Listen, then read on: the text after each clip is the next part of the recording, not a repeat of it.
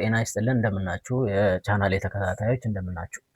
ዛሬ የተወሰኑ ጉዳዮችን አብረን እናያለን። የመጀመሪያ የምናያቸው ነገሮች ምንድናቸው? 5 ጉዳዮች እናያለን። እነዚህ ምንድናቸው? ድህነትን ማስወገድ የሚፈልግ ወንድ ሊያስወግዳቸው የሚችልባቸውን 5 መንገዶች ወይም ደግሞ ድህነትን ማስወገድ የሚፈልግ ወንድ ሊያስወግዳቸው የሚገቡ 5 ነገሮችን እናያለን። ምንድናቸው እነዚህ 5 ነገሮች የሚለውን በደንብ አድርገን በዝርዝር የምናያቸው ይሆናል። እስከ መጨረሻው ድረስ አብራችሁ ሁኑ።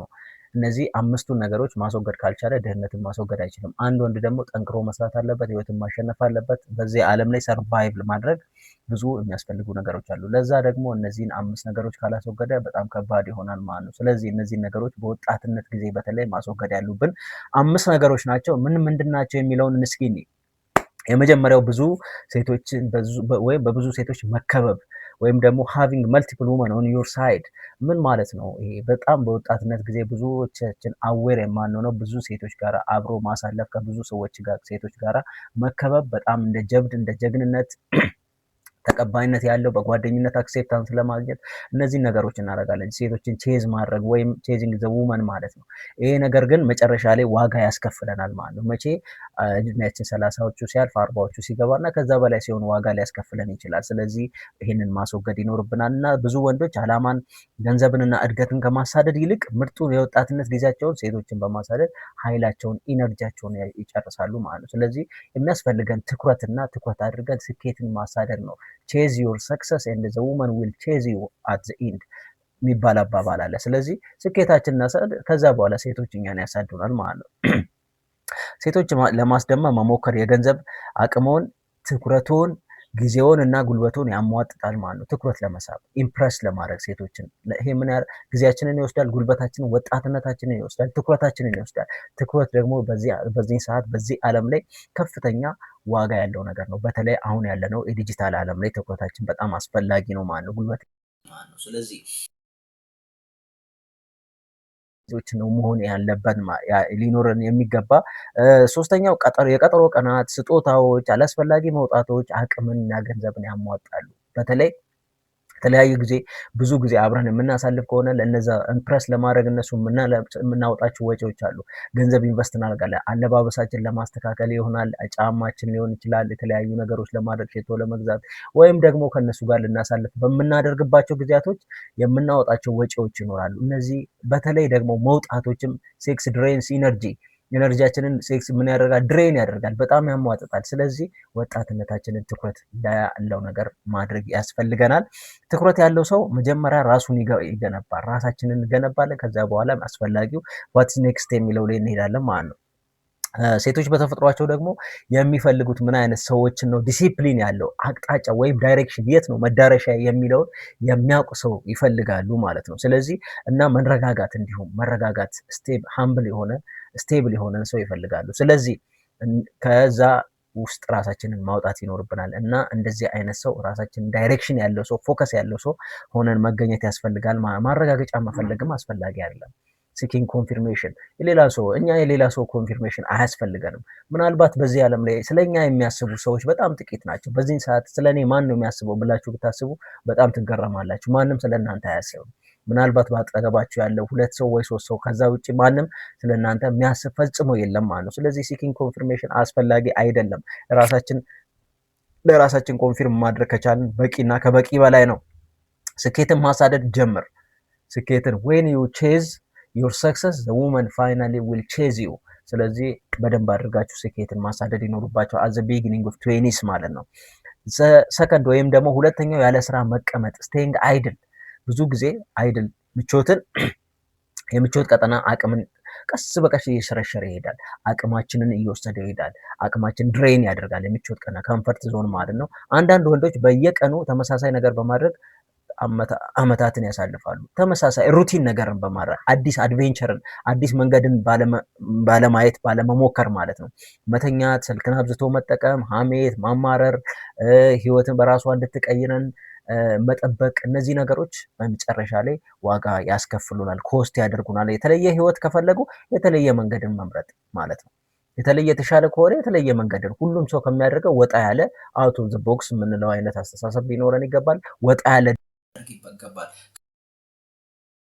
ክህሎቶችን መማር፣ ራሳችንን መገንባት፣ የራስዎን ስራ መጀመር፣ ለስራ እድሎች ያመልክቱ፣ ራስዎን በየቀኑ ያሻሽሉ። ሁልጊዜ ራሳችንን አፕዴት ማድረግ በማንበብ ሊሆን ይችላል፣ ስኪሎችን በመማር ስልጠናዎችን በመውሰድ ራሳችንን አፕዴት ማድረግ እና ራሳችንን በጣም ማሻሻል፣ ራሳችን ላይ መስራት ያስፈልጋል። ያለ ስራ መቀመጥ ማንንም ሰው ስኬታማ ሲያደርግ ታይቶ አያውቅም ማለት ነው። ስለዚህ በዚህ ዓለም ደግሞ እንኳን ያለ ስራ ተቀምጠን አይደለም እየሰራንም ከባድ ነው ፌስ የምናደርገው ቻሌንጅ ማለት ነው። ስለዚህ ምን ማድረግ ይኖርብናል?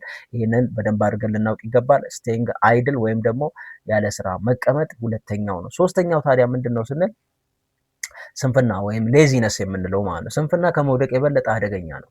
በጣም አደገኛ ነው ስንፍና ማለት ነው። ሰነፍ ሰው ሁልጊዜ ሰበብ አለው። ለምን? ለመማር ሰበብ አለው፣ ጊዜ የለውም። ለመማር ሲባል ጊዜ የለውም። እስኪል ለማግኘት ሲባል ጊዜ የለውም። ለጥሩ ነገር ጊዜ የለውም። ለማንበብ ጊዜ የለውም። ስክሮል ለማድረግ በጣም ብዙ ጊዜ አለው። 5 ደቂቃ ለማንበብ ወይም 10 ደቂቃ ለማንበብ በጣም ጊዜ ያጥረዋል። 1 ሰዓት ስክሮል ለማድረግ ጊዜ ያለው ማለት ነው። 1 ሰዓት ሙቪ ለማየት ጊዜ ያለው ማለት ነው። ስለዚህ ሌዚነስ በጣም ብዙ ሰበቦችን የሚያበዛ ሰው ማለት ነው። ይከብዳል። ነገ ጀምራለሁ፣ ፕሮክራስቲኔት ማድረግ ነገ ጀምራለሁ። ዘ ፈርስት ራይት ታይም የስተርዴይ ይባላል። ዘ ሰከንድ ራይት ታይም ቱዴይ። ትክክለኛው ጊዜ ሁልጊዜም ለመጀመር ዛሬ ነው ማለት ነው። ይከብዳል፣ ነገሮች ይከብዳሉ። ይከብዳል የሚባል ነገር የለም፣ መሞከር ነው። ስንሞክር ሞቲቬሽን አብሮን ይመጣል ማለት ነው። ምንም እድል የለም፣ እድሎች ሁሉም አሉ። እድሎችን እኛ የምናይበት መንገድ የተለየ ነው። ፈጣን ሰው ስማርት ሰው እድሎችን በአይኑ ሳይሆን በልቡ ነው የሚያዩ ይባላል። ስለዚህ በልባችን ነው የምናያቸው ማለት ነው።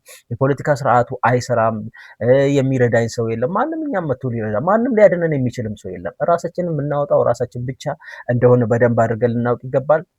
ነገር ግን ታታሪ ወንዶች ሌሎች ችግር በሚያዩበት እነሱ እድልን ያያሉ ማለት ነው። ስለዚህ ታታሪ መሆን አስፈላጊ ነው። ችግሮች ሌላው ሰው ችግር ያለበት ቦታ ብሎ ያየበት ቦታ እነሱ ኦፖርቹኒቲን የሚያዩ ጥረትን እያስወገዱ ህይወትን መቀየር አይቻልም። እድገት መስዋዕትነትን፣ ወጥነት ወይም ዲሲፕሊንን ይጠይቃል። ስለዚህ ዲሲፕሊንድ መሆን ያስፈልጋል። ሞቲቬትድ መሆን ያስፈልጋል። ራሳችን ላይ በደንብ አድርገን መስራት ያስፈልጋል። ይሄ ካልሆነ አሁንም ስኬትን መጠበቅ አይኖርብንም ማለት ነው። አራተኛው ማስወገድ ያለብን በወጣትነታችን ሪስክ ከመውሰድ መፍራት፣ ፊር ኦፍ ቴኪንግ ሪስክ። ብዙዎቻችን ሪስክን አናላይዝ እናደርግ፣ እንደዚህ ባደርግ እንደዚህ ይሆናል፣ እንደዚህ ባደርግ እንደዚህ ይሆናል፣ እንደዚህ ቢሆን እንደዚህ ይሆናል እና ለራሳችን ሴፍ ኢንቫይሮንመንትን መፍጠር እንፈልጋለን። አንደር ሴፍ ኢንቫይሮንመንት ምንም ነገር አይፈጠርም። ሁሉም ስኬት ከውድቀት በኋላ ሁሉም ስኬቶች ከውድቀት በኋላ የመጡ ከአፕስ ኤንድ ዳውንስ በኋላ የመጡ ናቸው። ከችግር በኋላ የመጡ ናቸው። ከጽናት በኋላ የመጡ ናቸው። ፔሸንስ ትዕግስት በኋላ የመጡ ናቸው። ስለዚህ ቁጭ ብሎ ምን መጠበቅ የለብንም፣ ስኬትን መጠበቅ የለብንም። ሪስክን ምን ማድረግ ዴር ማድረግ መድፈር ይኖርብናል። ከሬጀስ ኢነፍ ልንሆን ይገባል ሪስክን ለመውሰድ ማለት ነው። እያንዳንዱ ስኬታማ ሰው የሆነ ጊዜ አደጋዎችን ወስዷል ወይም ደግሞ ሪስኮችን ወስዷል። እያንዳንዱ ሰው ስኬታማ መግባት የማይፈለግበት ቦታ ላይ ገብቷል። ትልልቅ አድቬንቸሮች ጆርኒዎችን ሂዷል። ስኬትን አሳልፈዋል። ብዙ ውጣ ውረዶችን አሳልፈዋል። ትምህርት ውስጥ አልፈዋል። ስለዚህ እያንዳንዱ ስኬታማ ሰው ጀርባ ያልዘረፈ ሰው ያልሰረቀ ሰው ከሆነ በስተቀር እንጂ እነዚህ ነገሮች አሳልፈዋል። ንግድ መጀመር አደገኛ ነው ብሎ ያስባሉ፣ ሪስክን ላለመውሰድ ማለት ነው። ንግድ ሲጀመር ግብሩን ያስባሉ። ንግድ ሲጀመር ውጣ ውረዱን ያስባሉ። ንግድ ሲጀመር የቤክ ይሄ ሁሉ ሳይታለፍ ታዲያ ስኬታማ መሆን አይቻልም። አዲስ ክህሎት መማር አደገኛ ነው። ምክንያቱም አዲስ ነገር ተምሬ ወደ ገበያው እንዴት ልገባ እችላለሁ? ልምድ የለኝም። ብዙ ነገሮችን ሊያመጣ ይችላል። ይሄ መሆን የለበትም። ማንኛውም ሰው እያደረገው እኛ ማናደርግበት ምንም አይነት ምክንያት የለም። ምቾት ቀጠና ኮምፈርት ዞን ለቆ መውጣት አደገኛ ይመስላቸዋል። ነገር ግን ለዘላለም ድህነት ውስጥ መሆን ደግሞ በጣም ከፍተኛው አደጋ ነው። ከኮምፈርት ዞን የምንወጣው 1 ዓመት ልንቸገር ወይም ደግሞ ቻሌንጅን ፌስ የምናደርገው በጣም ፔንፉል የሆኑ ጊዜያቶችን ልናሳልፍ የምንችለው 2 ዓመት 3 4 5 ዓመት ወይም 10 ዓመት ነው። ግን በድህነት ህይወታችንን ሙሉ ልናሳልፍ እንችላለን ማለት የከፋ ድህነት ውስጥ ልንገባ እንችላለን። ስለዚህ ረዥሙን ጊዜ ለማስተካከል አጭር ጊዜ ፔንፉል የሆኑ ጊዜያቶችን ማሳለፍ ግዴታ ነው። ሪስክን ለመውሰድ ግዴታ ነው ማለት ነው። ስለዚህ ኮስት የሚያደርገን እንደውም ድህነት ነው የበለጠው ማለት ነው። አብዛኛው ሰው በህይወት የሚወድቀው እፍረትን፣ መውደቅ፣ መደረግን፣ ውድቅ መደረግን ሪጀክሽን እንፈራለን። ወይም ደግሞ ውድቀትን ፌለርን እንፈራለን። ሪጀክት እንደረግ ምንድነው ችግሩ? እንጠይቅ። ምንድነው ችግሩ? ኖ ማንም ሰው ይባላል። ምንም ችግር የለውም። ውድቀት ትልቁ አስተማሪ ነው። ተናግሬያለሁ ከዚህ በፊትም። አንድ ተማሪ ሲማር ፈተና ሲፈተን ከ20 15 ወይም 19 ቢያገኝ 19ኙ ረስቶ 1x1 የሆነችውን ነው የሚያስታውስ። ስለዚህ ከውድቀታችን ከስተታችን የሰው ልጅ መማር ቴንደንሲ ያለው ይሄ በትምህርት ቤት ስተት አትስራ ተብሎ የተነገረን ነው ችግር የፈጠረብን። አንፎርቹኔት ሆኖ የሰው ልጅ ግን ዲዛይን የተደረገበት መንገድ በስተት የመማር አጋጣሚስ እንዳለው ነው ማለት ነው። ከመጀመራቸው በፊት ዋስትና ያለው ስኬትን ይፈልጋሉ። ማንም ሰው ዋስትና የለውም። የዛሬ 5 ዓመት ሊደርስበት የሚችለውን አቅጄ መንቀሳቀስ እንጂ ማንም ሰው እዛ ጋር እንደምደርስ ስኬታማ እንደሚሆን ማንም እርግጠኛ አይደለም ማለት ነው። እርግጠኛ ከሆነማ ሁሉም ይጀምራል። ግን ስኬት ያለው ደግሞ እርግጠኛ ባልሆንበት ሰርቴን ባልሆንበት መንገድ ውስጥ አልፈን እዛ መድረስ ነው ትልቁ ስኬት የሚባለው እንጂ ስኬት ፋይናል ጎሉ ላይ ብቻ ትኩረት ማድረግ አይደለም ማለት ነው። ስለዚህ አንዳንድ ጊዜ በራስ ላይ መወራረድ ቤት ማድረግ ያስፈልጋል። ራሴ እችላለሁ፣ ይሄንን አደርጋለሁ፣ እንደዚህ አመጣለሁ፣ የዛሬ 3 ዓመት፣ የዛሬ 4 ዓመት፣ የዛሬ 5 ዓመት ይሄንን እፈጥራለሁ ብለን ራሳችን ላይ ቤት ማድረግ ወይም መወራረድ አስፈላጊ ነው ማለት ነው። ፍርሃት ውሳኔዎችን የሚቆጣጠር ከሆነ መቼም አታደርግም። ፍርሃት መግደል ነው። ፍርሃትን መጀመሪያ ልንፈራው የሚገባው ፍርሃትን ነው። ፍርሃትን ማስወገድ ያስፈልገናል ማለት ነው። መሞከሩን ያላቋረጠ ሰው መጨረሻ ላይ ያሸንፋል። ኮንሲስተንሲ ሁልጊዜ ማለት ነው። ኮንሲስተንትሊ ያንን ነገር የጀመርነው ነገር እስከ መጨረሻ ከሄድን በእርግጠኝነት ማንም ሰው ስኬታማ ይሆናል። አምስተኛው ደግሞ ማድረግ ያለብን ምንድን ነው ስንል ድሃና ራዕይ የሌላቸው ጓደኞችን መያዝ። እነዚህ ነገሮች ማስወገድ አለብን ማለት ነው። ሰርክላችንን ማወቅ አለብን። እነማን ናቸው? ኪፒንግ ብሮክ ኤንድ ቪዥንለስ ፍሬንድስ ካምፓኒ ስንመርጥ ወይም ጓደኞቻችን ስንመርጥ ሰርክላችን ስናይ በዙሪያ ያሉ ሰዎች አስተሳሰብን ይቀርጻሉ፣ ማንነታችንን። ምን የሚባል አባባል አለ? ጓደኛን ንገረኝና ማንነትን እነግርሃለሁ የሚባል አባባል ስላለ ጓደኞቻችን ይቀርጹናል ማለት ነው። ጓደኞች ስለ ሴቶች፣ ስለ አልኮል፣ ስለ ወሬ ወይም ደግሞ አቋራጭ መንገዶችን ብቻ የሚያወሩ ከሆነ ወደፊት ቀስ በቀስ እነሱን ትሆናለህ ማለት ነው። እኛም ወደ እነሱ የመሳብ ቴንደንሲ ይኖረናል ብቻ ሳይሆን ሙሉ ለሙሉ እንሆናለን።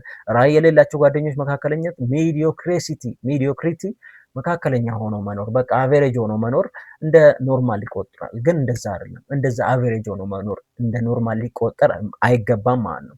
እድገትን ያዳክማል። ከመገንባት ይልቅ ጊዜን ያባክናል። ቁም ነገር ያለው ሰው በዙሪያው የበለጠ እንዲያስብ ደክሞ እንዲሰራ እና ህይወቱን እንዲያሻሽል የሚያነሳሳ ሰዎች ያስፈልጉታል ማለት ነው። ክብህን ወይም ደግሞ ሰርክልህን መምረጥ የአንተ ጉዳይ ነው። ሰርክልህን ምረጥ፣ ኤንቫይሮንመንትህን ቀይር፣ ጓደኛ ምረጥ ማለት ነው። ስለዚህ እነዚህን 5 ነገሮች በ20ዎቹ እድሜ ካስወገድን በ30ዎች ውስጥና ከዛ በኋላ ስኬታማ ላንሆን የምንችልበት ምንም አይነት መንገድ የለም።